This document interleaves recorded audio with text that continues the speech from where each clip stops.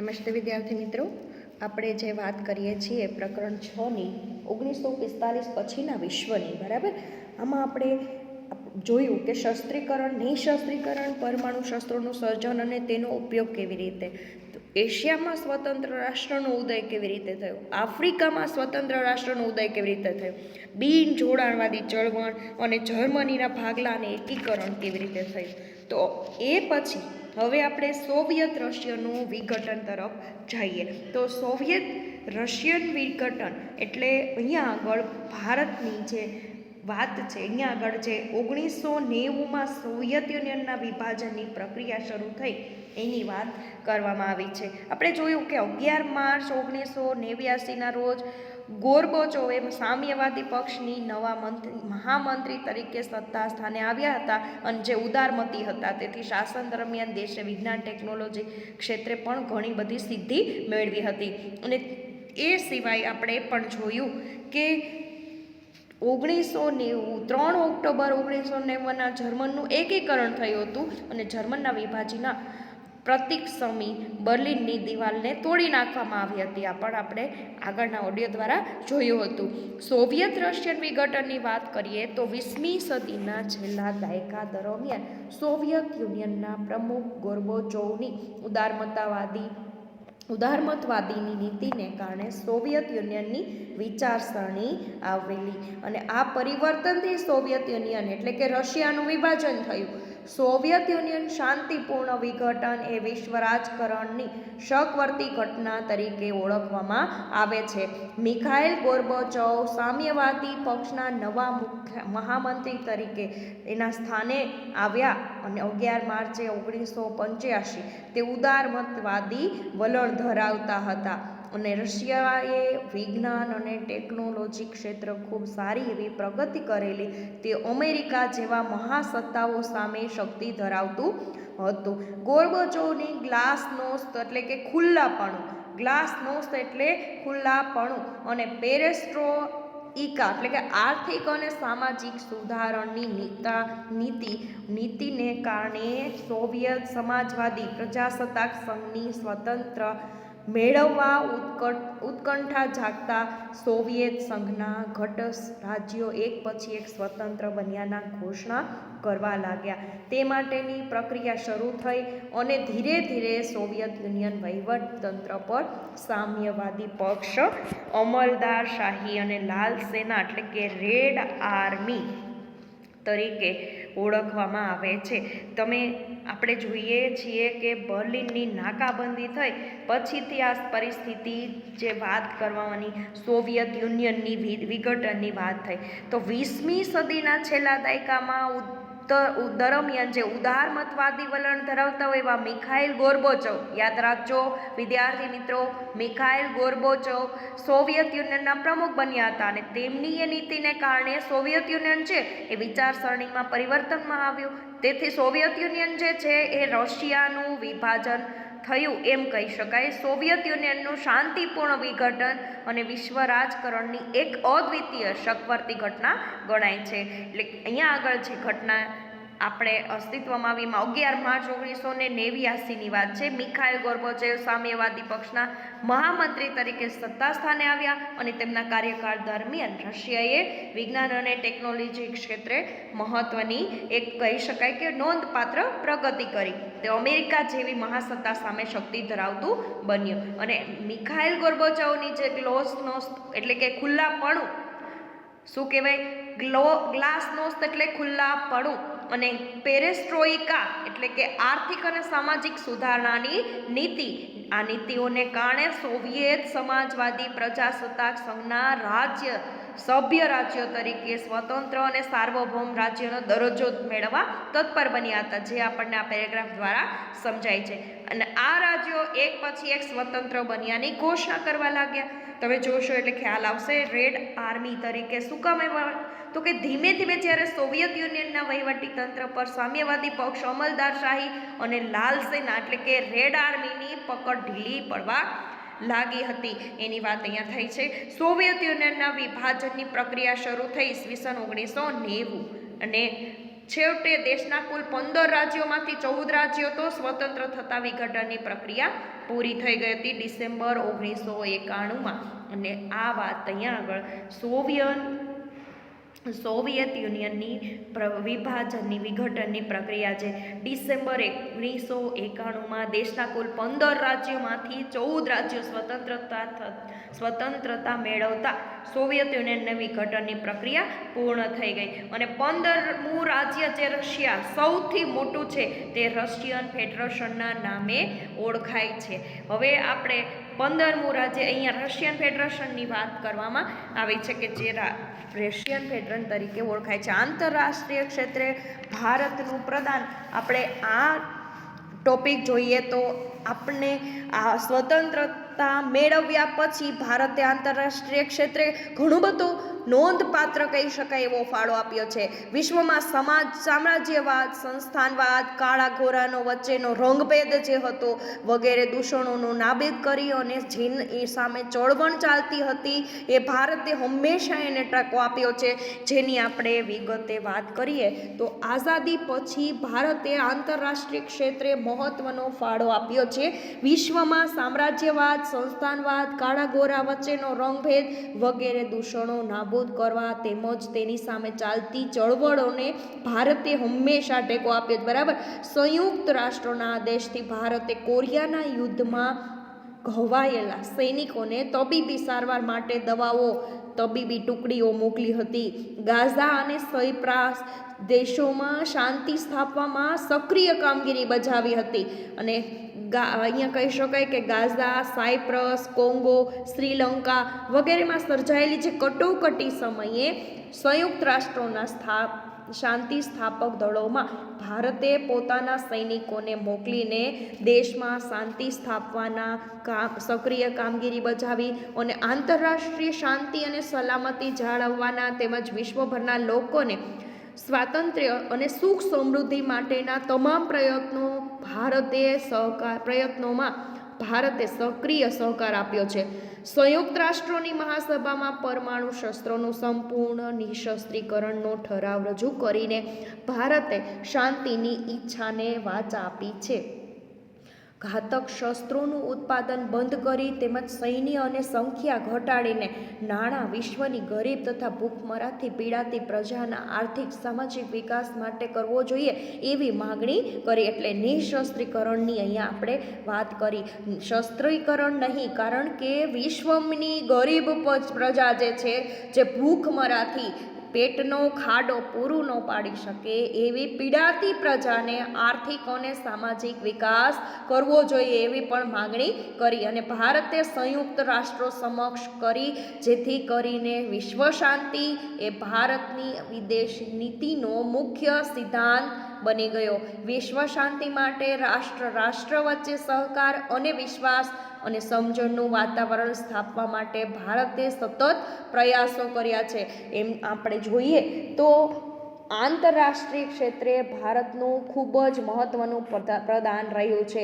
કાળા ગોરા વચ્ચેનો રંગભેદ, સંસ્થાનવાદ, સામ્રાજ્યવાદ આ દરેક વસ્તુનો એણે દૂષણો જે છે એ નાબૂદ કર્યા અને જે આપણી સામે ચાલતી જે ચળવળોને ભારતે હંમેશા ટેકો આપ્યો છે. સંયુક્ત રાષ્ટ્રના આદેશથી કોરિયાના જે યુદ્ધમાં ઘવાયેલા સૈનિકો હતી એની તબીબી સારવાર માટે પણ દવાઓ અને ટુકડી મોકલી હતી.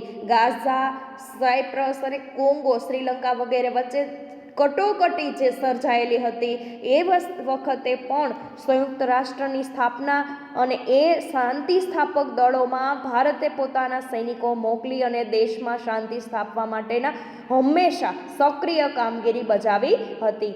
આમ આંતરરાષ્ટ્રીય શાંતિ સલામતી જાળવવાના તેમજ સમગ્ર વિશ્વ લોકોમાં સ્વાતંત્ર્ય, સુખ, સમૃદ્ધિ માટેના પ્રયત્નો ભારતે હંમેશા માટે સહકારપૂર્ણ આપ્યા છે એમ કહી શકાય. અને સંયુક્ત રાષ્ટ્રની મહાસભામાં પણ પરમાણુ શસ્ત્રોનો સંપૂર્ણ નિઃશસ્ત્રીકરણનો ઠરાવ કર્યો જેથી કરીને ભારતની વિશ્વ શાંતિ માટે થઈને અને જે ભૂખમરાથી પીડાતી પ્રજા છે એને આર્થિક અને સામાજિક વિકાસ કરવો જોઈએ એવી માગણી હંમેશા ભારતે સંયુક્ત રાષ્ટ્રોને સમક્ષ કરી. આમ ભારતે આંતરરાષ્ટ્રીય ક્ષેત્રે પણ ખૂબ એવું પ્રદાન છે કે જે વિશ્વ શાંતિ માટે રાષ્ટ્ર વચ્ચે અને સહકાર, વિશ્વાસ, સમજણનું વાતાવરણ સ્થાપવા માટે ખૂબ જ પ્રયાસો કર્યા છે.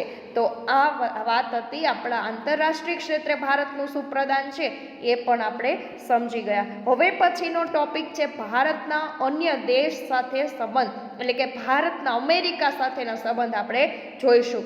તો ભારત અને યુનાઇટેડ સ્ટેટ્સ USA, બરાબર, બંને પ્રજાસત્તાક દેશો છે. ભારત અને યુનાઇટેડ સ્ટેટ્સ વચ્ચે અનેક સમાનતાઓ હોવા છતાં ભારત અને યુનાઇટેડ સ્ટેટ્સ વચ્ચે સંબંધોમાં ચઢાવ ઉતાર આવ્યા છે. આપણે એ જાણીએ કે ભારત અને USA બંને સમૃદ્ધ દેશો છે અને બંને વચ્ચે કેવી રીતે ચઢાવ ઉતાર આવ્યા, જો એ વાત કરશું તો ખ્યાલ આવશે કે ભારત છે એણે કેવી રીતે આ વાત કરી કે અમેરિકા સાથેના સંબંધો કેવા છે. છેલ્લા 5 દાયકામાં ભારતીય સંબંધ આપણે USA સાથેના જોઈએ ને તો પણ ઠીક ઠીક પ્રમાણમાં ચઢાવ ઉતાર આવ્યા કહેવાય. 11 સપ્ટેમ્બર 2001ના તો રોજ USA પર થયેલા આતંકવાદી હુમલા વચ્ચે પણ બંને દેશ વચ્ચેના સંબંધોમાં નોંધપાત્ર સુધારો થયો છે. એ વાત આપણને અહીંયા આગળ જોવા મળશે. આઝાદી મેળવ્યા પછી ભારતે કોઈ સત્તા જૂથમાં ન જોડાય બિનજોડાણવાદી નીતિ સ્વીકારી લીધી. તે યુનાઇટેડ સ્ટેટ્સને ન ગમ્યું. યુએસને આશા હતી કે ભારત લોકશાહી જૂથમાં જોડાશે, પણ ભારત બિનજોડાણવાદી નીતિ અપનાવી, કારણ કે આથી તેણે પોતાની આર્થિક સ્થિતિ વિકસાવવાની હતી. ભારત દેશ જે કંગાળ પરિસ્થિતિમાં જે ગુજરી રહ્યો હતો એ સમયને આપણે વિકાસ પામવાનો હતો, એટલા માટે થઈને ભારત છે એણે બિનજોડાણવાદી નીતિ અપનાવી. જમ્મુ કાશ્મીરની બાબતમાં પણ USA પાકિસ્તાની તરફેણ કરી હતી. પાકિસ્તાન યુનાઇટેડ સ્ટેટ્સની સત્તા જૂથ સાથે લશ્કરી સંગઠન સાથે જોડાયું હતું.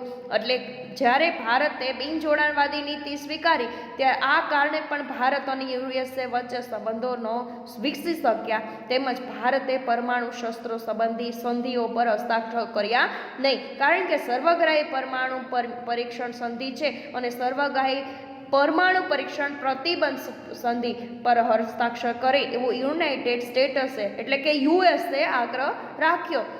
પરંતુ બંને સંધિઓ ભેદભાવયુક્ત હતી અને રાષ્ટ્રીય હિતોને નુકસાન કરતા હોવાથી ભારતે તેના પર હસ્તાક્ષર કર્યા નહીં. પોતાના ઈરાદાઓ અને આગ્રહની અવગણના થતાં USA ભારત પર નારાજ થયું. જ્યારે ભારતે પોખરણ એટલે કે રાજસ્થાન ખાતે સફળ પરમાણુ અખતરો કર્યો 1998માં, ત્યારે ગંભીર નોંધ લીધી હતી અને તેણે ભારત સામે કેટલાક પ્રતિબંધો મૂક્યા છે. તે સમયે હળવા થયા. આર્થિક અને ટેકનોલોજી ક્ષેત્રમાં ભારતની અમેરિકાની મદદ મળતી રહી. યુનાઇટેડ સ્ટેટ્સની વાત કરીએ. United states New York world trade centre પર 11 સપ્ટેમ્બર 2001ના રોજ થયેલ છે આતંકી હુમલા પછી બંને દેશ વચ્ચેના સંબંધમાં સુધાર આવ્યો. ભારતે પણ આર્થિક ક્ષેત્રે પ્રગતિ સાધી છે તે બાબતનો હવે તે સ્વીકાર કરે છે અને એ બંને દેશો વચ્ચે ગાઢ સંબંધો બંધાય તેવી ઈચ્છા ધરાવતા થયા. સપ્ટેમ્બર 2014 અને 2015માં તો વડાપ્રધાન નરેન્દ્ર મોદી અમેરિકાને મુલાકાતે ગયા અને સંયુક્ત રાષ્ટ્રોની મહાસભાને સંબોધન આપી હતી. યુનાઇટેડ સ્ટેટ્સ પ્રમુખ જે અમેરિકાના ત્યારે બરાક ઓબામા હતા, એમણે 26 જાન્યુઆરી 2015ના રોજ ભારતના 66માં પ્રજાસત્તાક દિન એટલે કે ગણતંત્ર દિવસે સમારોહમાં મુખ્ય મહેમાન બની અને ભારતની મુલાકાત લીધી અને જેથી કરીને ભારતીય ગણતંત્ર દિવસમાં ભાગ લેનારા તેઓ અમેરિકાના પ્રથમ પ્રમુખ હતા. આમ પણ આપણે જોઈએ કે બરાક ઓબામા છે એ પણ બ્લેક મેન તરીકે પણ ઓળખાય છે કે ત્યારે એ સમયે બરાક ઓબામા એ કાળા અને ગોરા વચ્ચેનો ભેદભાવ જે દૂર થયો હતો, તો ત્યારે આપણા ગાંધીજીને પણ એ યાદ કરે કે જો ગાંધીજીએ કાળા ગોરાનો જે ભેદભાવ નીતિ દૂર ન કરી હોત તો પોતે આજે પ્રમુખ ન બન્યા હોત, એટલે એનો પણ એ આભારી હતા. આમ જોઈએ તો બરાક ઓબામા છે એ 26 જાન્યુઆરીએ જ્યારે આપણા દેશમાં 2015ની વાત છે તો 66માં પ્રજાસત્તાક દિન એટલે કે ગણતંત્ર દિવસનો મુખ્ય મહેમાન બની અને ભારતની મુલાકાત લીધી હતી. ભારતીય ગણતંત્ર દિવસમાં ભાગ લેનારા તેઓ અમેરિકાના પ્રથમ પ્રમુખ હતા. આમ ભારત અને અમેરિકાના સંબંધો સુમેળભર્યા હવે થઈ રહ્યા છે અને આતંકવાદના પ્રશ્ને બંને રાષ્ટ્રોના વડાઓ ચિંતિત છે. અત્યારના સમયમાં તો પાછા આપણે જાણીએ છીએ કે અમેરિકામાં જે અત્યારે પણ હજી ચૂંટણીની કાર્યવાહી હમણાં જ પૂરી થઈ, એટલે જે બંને વાત છે એ પ્રમુખની વાત છે, જે કહી શકાય કે અત્યારના સમયમાં આપણા હવે થોડા સુમેળભર્યા સંબંધો જોવા મળે છે. ત્યાર પછીનો ટોપિક છે ભારત અને સોવિયત યુનિયન એટલે કે રશિયા વચ્ચેના સંબંધો. વિદ્યાર્થી મિત્રો, આપણે જે વાત કરી તે ભારત અને અમેરિકા વચ્ચેના યુએસએ વચ્ચેના સંબંધોની વાત કરી. હવે જે વાત છે એ ભારત અને સોવિયત યુનિયન એટલે કે રશિયા વચ્ચેની વાત છે. ભારતના સોવિયત યુનિયન સાથેના સંબંધો એકંદરે આમ સારા હતા, કેવા હતા? ઉષ્માભર્યા હતા. શું કામ? ભારતમાં ભારે અને ચાવીરૂપ ઉદ્યોગો સ્થાપવામાં સોવિયત યુનિયને ગણના પાત્ર સહાય કરી છે. તેથી સંયુક્ત રાષ્ટ્રની સલામતી કહી શકાય કે સમિતિમાં કાશ્મીરના પ્રશ્ને ભારતનો પ્રશ્ન લઈ અનેક વખત વીટો સત્તાની ઉપયોગ કર્યો હતો. આપણે જાણીએ છીએ કે અહીંયા આગળ જે ત્યારે આપણી સત્તાનો ઉપયોગ કરવા માટે થઈને ભારત અને સોવિયત યુનિયન રશિયા વચ્ચે આપણે વાત કરીશું. ભારતમાં ભારે ઉદ્યોગો સ્થાપવામાં, સંરક્ષણ ક્ષેત્રે સજ્જ થવામાં સોવિયત રશિયાએ આર્થિક અને તકનીકી મદદ કરી છે. કાશ્મીરના પ્રશ્નમાં સોવિયત યુનિયને ભારતનો પક્ષ લીધો છે. સંયુક્ત રાષ્ટ્રોની સલામતી સમિતિમાં કાશ્મીરના મુદ્દે ભારત વિરુદ્ધ ઠરાવ ન થાય એ માટે ઘણીવાર વીટોના સત્તાનો ઉપયોગ કર્યો છે. કાશ્મીર પ્રશ્ને વૈશ્વિક સ્તર પર ભારતના મતદાન કર્યું અને આમ રશિયા અને ભારત વચ્ચે ગાઢ મૈત્રી સંબંધો સ્થપાયા.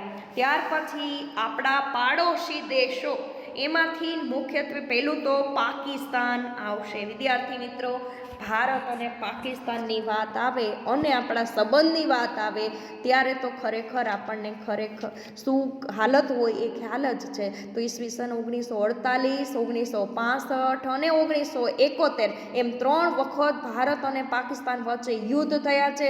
ઈસવીસન 1999માં કારગિલમાં ઘૂસી આવેલા જે પાકિસ્તાનના લશ્કરના જે વડા હતા, ભારતને લશ્કરી બળનો ઉપયોગ કરી ભગાડી મૂક્યું હતું. બંને દેશના વડાઓના શાંતિ પ્રયાસો છતાં પણ ભારત અને પાકિસ્તાન વચ્ચે સંબંધો સારા અને સુમેળભર્યા બન્યા નથી અને મને એવું હમણાં હજી તો લાગતું પણ નથી. વિદ્યાર્થી મિત્રો, એની શબ્દોશમાં માહિતી મેળવીએ.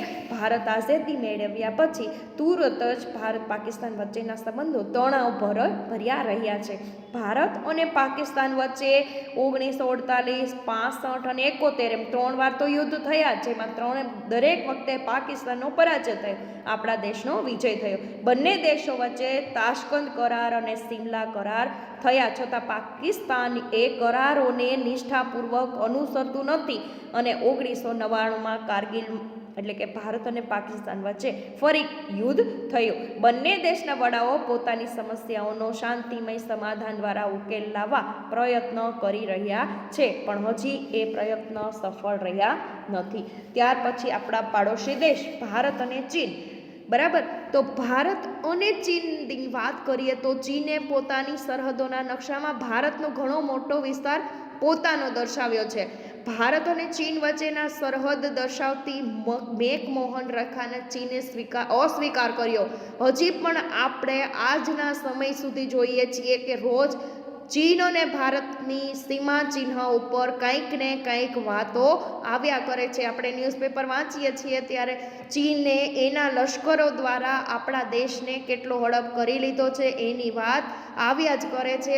આપણે 1962માં વાત કરીએ, ભારત પર આક્રમણ કરી પોતાના પ્રદેશ તરીકે બતાવેલા ભારતના પ્રદેશો પર લશ્કરી કબજો જમાવ્યો.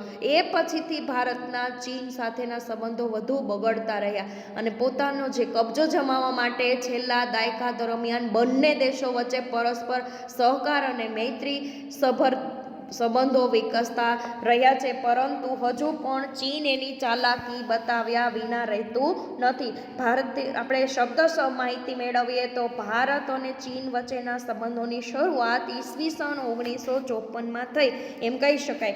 ચીન જ્યારે પોતાની સરહદોના નકશા પ્રકાશિત કર્યા ત્યારે ભારત અને ચીન વચ્ચેના જે સંબંધોમાં ભંગાણ પડ્યું એ આ નકશામાં ચીને ભારતનો ઘણો હિસ્સો પોતાનામાં કરી લીધો, હડપ કરી લીધો.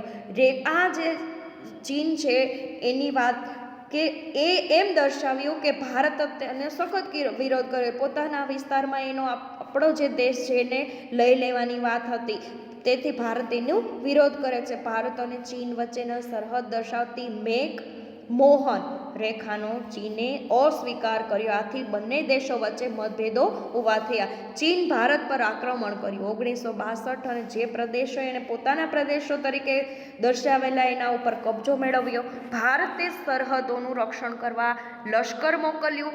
ચીને એક તરફ યુદ્ધ વિરામ જાહેર કર્યું અને બીજી તરફ યુદ્ધનો અંત આવ્યો.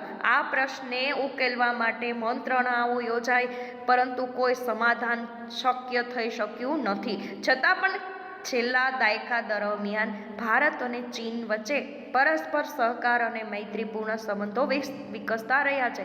વડાપ્રધાન નરેન્દ્ર મોદી અને ચીનના વડાપ્રધાન જિનપિંગ વચ્ચે પણ રિવરફ્રન્ટ અમદાવાદ ખાતે સૌજન્યપૂર્ણ મુલાકાત થઈ હતી 2014માં. વિદ્યાર્થી મિત્રો, આપણે આપણા પાડોશી દેશોની વાત કરીએ છીએ ત્યારે ભારત પાકિસ્તાનની વાત કરી, ભારત ચીનની વાત કરી. હવે પછીનો આપણો ભારત બાંગ્લાદેશની વાત છે, જે આપણે નેક્સ્ટ આના પછીના વિડીયો દ્વારા ઓડિયો દ્વારા સમજશું. Thank you.